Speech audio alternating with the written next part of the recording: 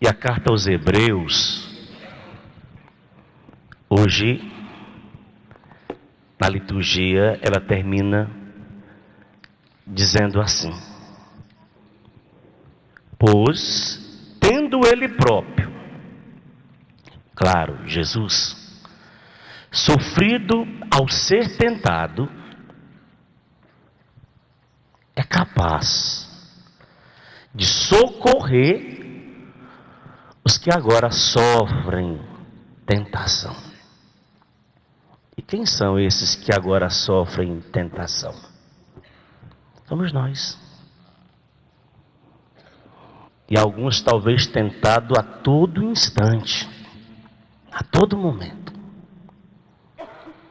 Jesus, quando ensinou os seus discípulos a rezar, um dos pedidos colocado na boca dos discípulos pelo Senhor foi esse: não nos deixeis, fale mais alto,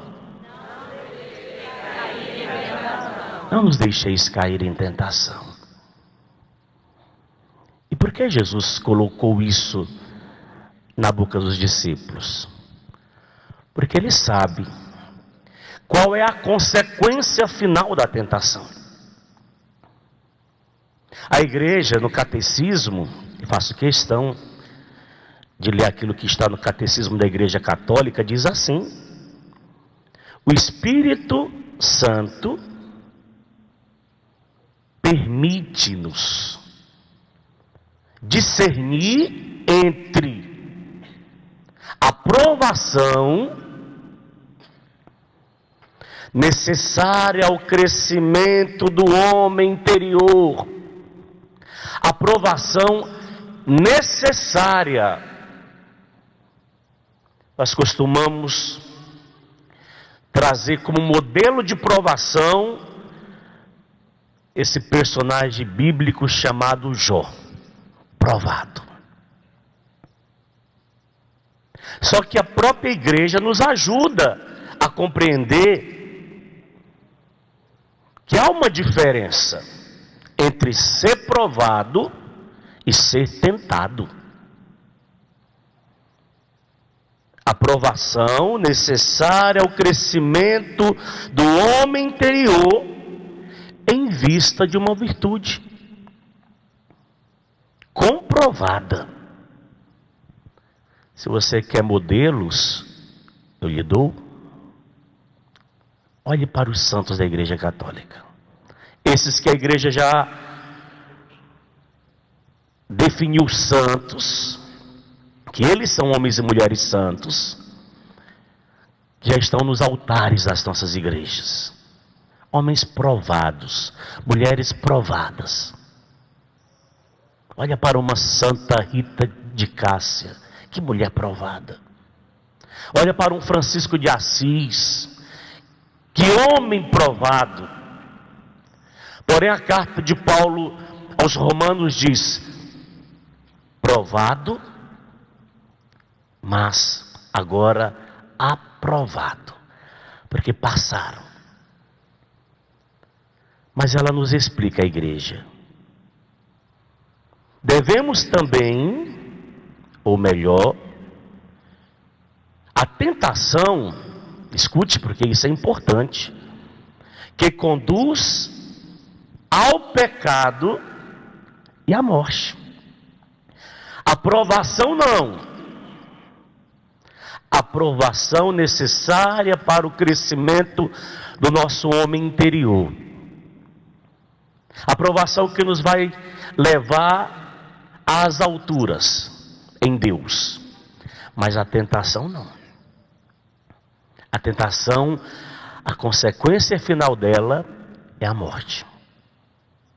Se você aceita ser tentado e dá à tentação liberdade total para agir, ela levará você a uma consequência final. Vocês sabem que Jesus foi tentado. E a própria palavra hoje nos revela isso. Ele foi tentado. mas ele não pecou. Ele foi tentado e tentado ao extremo, mas ele não cometeu pecado. Viveu em tudo a condição humana, diz a palavra, menos o pecado. E a igreja nos ajuda a compreender. Devemos também distinguir entre ser tentado, todos somos, e consentir. Aqui que está o segredo. Finalmente, o discernimento desmascara a mentira da tentação. Aparentemente, o seu objetivo da tentação, ele é bom e agradável aos olhos, agradável à vista, fazendo referência ao livro de Gênesis capítulo 3, versículo 6. Quando na realidade, o seu fruto, diz a igreja, é a morte. Nós precisamos entender, amados irmãos e irmãs da Igreja Católica Apostólica Romana. Nós não temos como fugir, ou melhor, escapar da tentação. Nós iremos ser tentados. Ao longo da nossa vida, com toda certeza, outras tentações virão, independente da idade. Agora, o consentimento, quem dá sou eu ou você. Tentados seremos.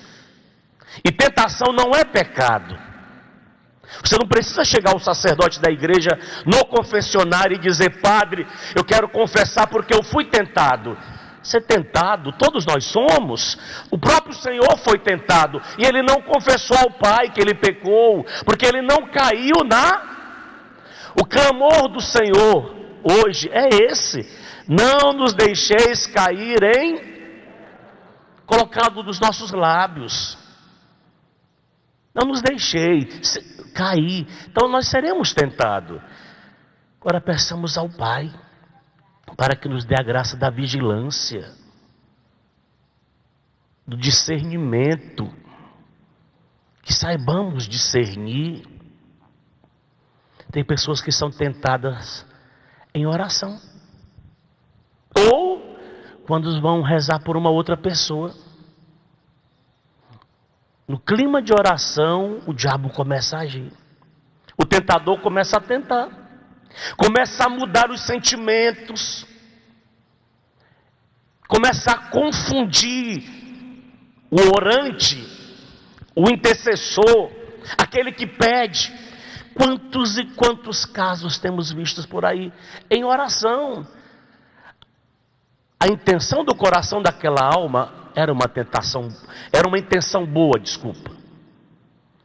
mas infelizmente fraquejou e caiu em tentação. Quantos casos?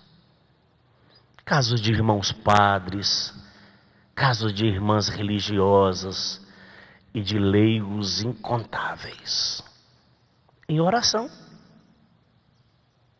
Casos de bispos. Quantos e quantos casos de quando em quando nós escutamos. Porque a pessoa, ela se abriu para o consentimento. E amados, nenhum de nós estamos isentos. Nós, membros da comunidade de Canção Nova aqui presente, nós não estamos isentos. Nós não somos supermissionários. Nós não somos. Mas você também não está isento. Você não é um super cristão. Você não é. Somos homens e mulheres frágeis.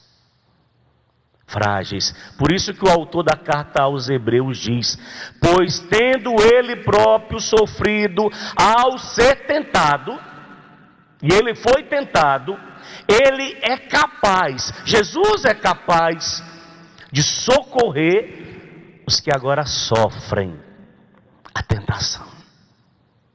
E como é que eu recorro a ele?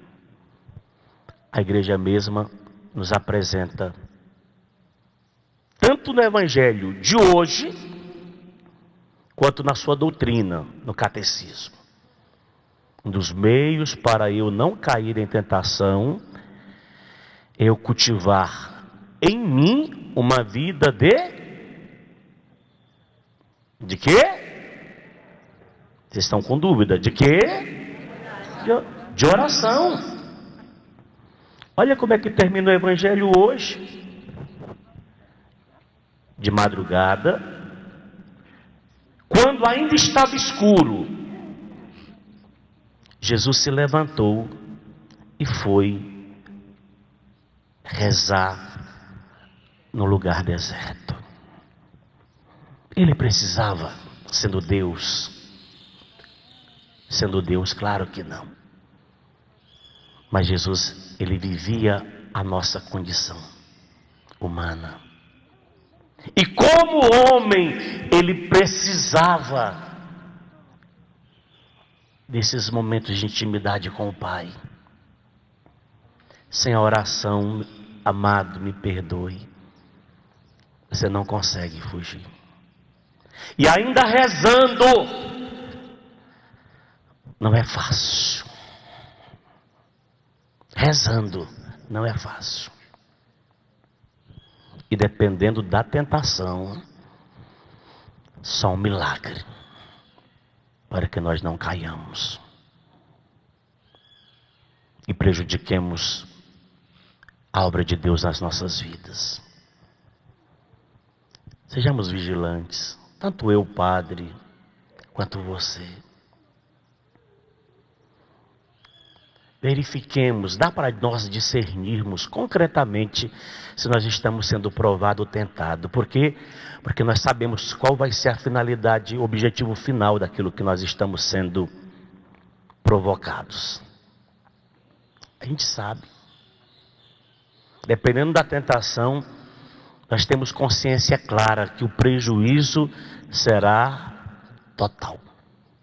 Tanto para nós, a nível pessoal, dependendo do ambiente em que eu estou, quanto comunitário, quanto social.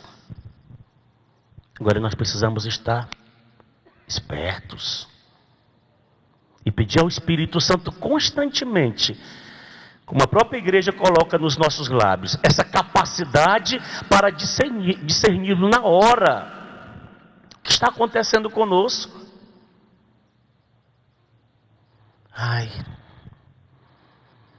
O diabo começa a colocar na cabeça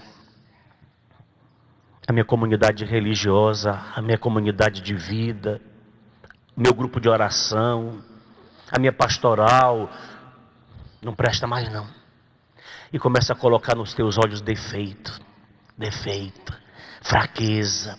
E você vai só olhando para essas realidades. É verdade. Olha lá. E aí você vai enfraquecendo. E aí você vai desanimando. E aí você vai justificando o seu desânimo em cima da fraqueza dos outros. Quando você menos espera, você, desculpa a expressão, chutou o balde. E estragou tudo.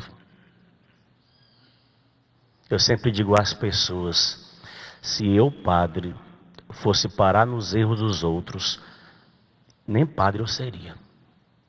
Se eu fosse pelos erros dos outros, nem padre eu seria. Eu pararia no início da minha formação. Mas graças ao Senhor, ao bom Deus, Ele me deu a graça de não parar, mas de insistir na vontade dEle. Acreditando que lá no fundo, Ele tinha um chamado, Ele tinha uma vocação. A mesma coisa você, amado. Sua família tem problemas? Sim ou não? A minha também. A sua família tem doença? Sim ou não? A minha também. A mãe está lá em Goiânia, com dores tremendas nas pernas. Indo em todos os médicos para descobrir a origem das dores. Falei com ela, com minha irmã ontem. Sua família tem dificuldades, passa por dificuldades, por provações, sim ou não? A minha também. Mas não paremos nessas realidades. Só peçamos ao Espírito Santo para termos esta clareza. Estamos sendo provados ou tentados? A tentação, tomada pelo consentimento, tem como fruto a morte. A provação, acolhida em Deus, tem como fruto o crescimento do nosso homem, da mulher interior. Esse é o benefício, é a graça de Deus. Por isso, quando você rezar a partir de hoje, a oração do Pai Nosso, que já já nós iremos orar ao Pai, lembre-se, é um clamor constante. Não nos deixeis cair em tentação. Repita, não os deixeis. De novo, não nos deixeis cair. Você que está em casa conosco, não nos deixeis. Esse seja o nosso clamor constante. Ela sempre se apresenta a nós. E às vezes vem disfarçada. Nosso Senhor fala na palavra de Deus que às vezes ela se apresenta a nós como anjo de luz. Mas ela traz em si um objetivo. A tentação, quando ela se apresenta, ela traz em si, ela tem uma missão: nos levar a uma experiência de morte. E as consequências às vezes são irreparáveis. Por isso, clame aos céus. Tanto nós que estamos aqui, quanto você que nos acompanha em casa. Clamemos aos céus. Como hoje, encerro com esse versículo do Salmo, lindo, maravilhoso, quando o salmista nos ajuda a dizer isso a Deus. Exulte o coração que busca a Deus. Procurai o Senhor Deus e seu poder. Buscai constantemente a sua face. Por que você está aqui hoje, nessa manhã?